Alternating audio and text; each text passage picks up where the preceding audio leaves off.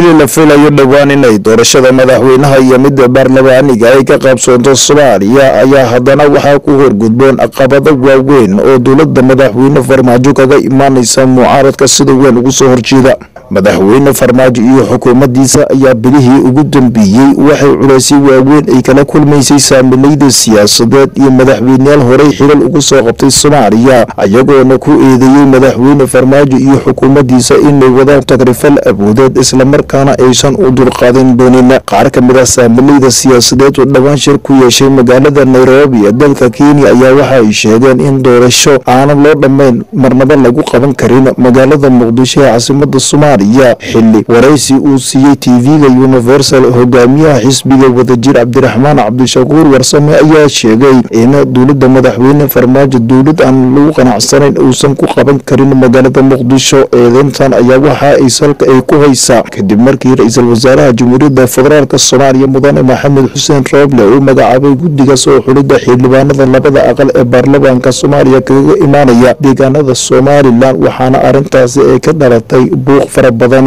dhawaan gudoomiyaha baarlamaanka aqalka sare ee Jamhuuriyadda Soomaaliya Cabdixaashi Cabdullaahi ayaa sheegay in madaxweyne Farmaajo iyo taliyaha hay'adda nabad sugidda iyo sirdoonka qaranka Soomaaliya Yaasiin Xaaji Daahir ay ku awood sheeganayaan isla markaana aysan matelin shakhsiyaadka loo soo magacaabay inay soo xulaan baarlamaanka cusub ee labada aqal ee ka soo galaya dir waqooyi. inta taariikhda ay ku asteysnayd 16 bisha November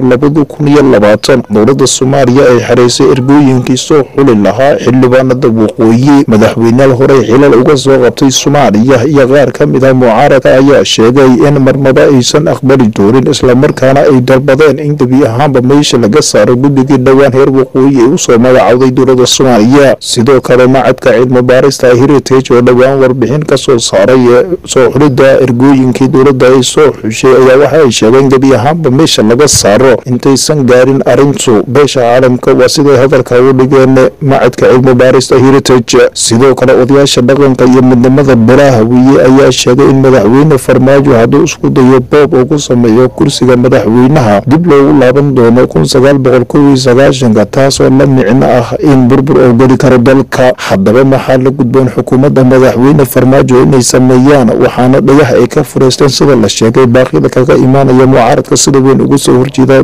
maamulkiisa. wararka ayaa sidoo kale waxay sheegayaan in madaxweynayaasha Puntland iyo Jubbaland ay diideen inay soo magacaabaan 8 xubnood oo laga sugayay waxaana ay shuruud ugu dhigeen gebi ahaanba in meesha laga saaro usoo magacawday soo xulidda xildhibaanada waqooyi taas oo arag badan ka dhalisay waxaana laga yaabaa in arrintaani ay soo fargeliso beesha caalamka.